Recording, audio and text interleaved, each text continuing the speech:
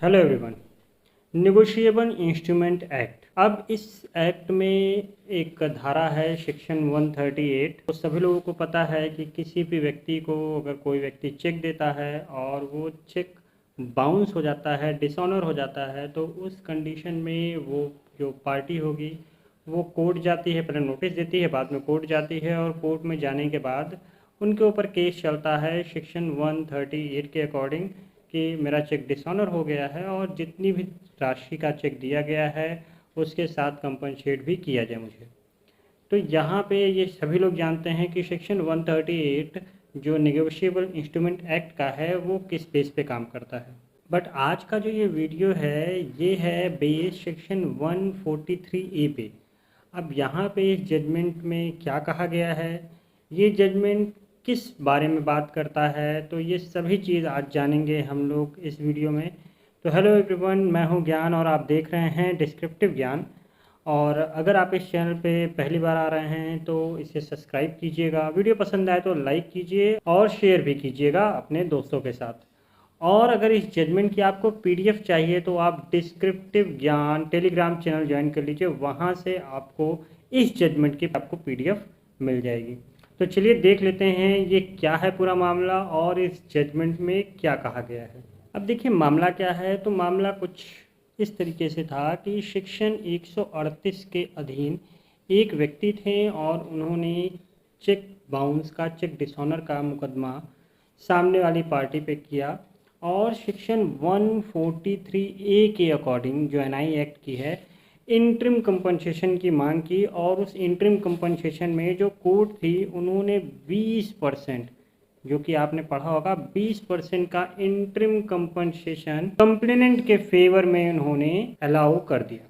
अब जो पिटिशनर थे उन्होंने बाद में इस जो ये ऑर्डर हुआ था उसको रिवीजन पिटीशन के माध्यम से चैलेंज किया, जिसे कि डिसमिस कर दिया गया, खारिज कर दिया गया। जो पिटिशनर थे उन्होंने ये कहा कि जो अमेंडमेंट सेक्शन 143A के अकॉर्डिंग है वो कंपनसेट ग्रांट करने के लिए तो है, बट वो मैंडेट इंटरिम कंपनसेशन नहीं है। तो जो पिटिशनर थे वो ये कहना चाहते थे कि जो आपका सेक्शन 143A है उसमें अनिवार्य नहीं किया गया है कि मुआवजा आपको दिया ही दिया जाएगा, वहाँ पे मैंडेटरी ये नहीं है, वहाँ पे शब्द जो है वो कर सकते हैं प्रयोग किया गया है।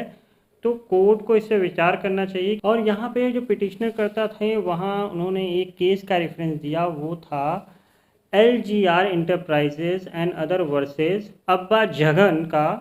वो मद्रास हाई कोर्ट का था और वहाँ पे मद्रास हाई कोर्ट ने बोला था कि जब भी कोर्ट 143 के अकॉर्डिंग कोई कंपनसेशन देता है तो वहाँ पे उन्हें रीज़न दिखाना होगा और साथ ही साथ वो विवेकाधीन काम करेंगे, क्योंकि यहाँ पे ये पावर डिस्क्रिशनरी है। यहाँ पे कोर्ट ने पूरे इसको सिनेरियो को देखा और जो उन्होंने जजमेंट दिया वो इस बेस पे दिया कि यहाँ पे जो सेक्शन 143A का जो अमेंडमेंट किया गया है वो क्वाइट एंड क्लियर है कि जो इंटरिम मेंटेनेंस होता है वो जो भी पीड़ित पक्षकार होगी उसके लिए है। क्योंकि सबसे पहला उसमें कारण उन्होंने ये दिया कि सामने वाला जिसको चेक मिला है वो चेक अपना लेके बैंक गया और बैंक में उसे डिसऑनर हो गया, तो पहले तो उसको वहाँ फाइनेंशियल लॉस हुआ। सेकंड नंबर पे वो अब दोबारा कोर्ट कचहरी के चक्कर में पड़ा हुआ है और यहाँ भी वो फाइनेंशियल लॉस झेल रहा है,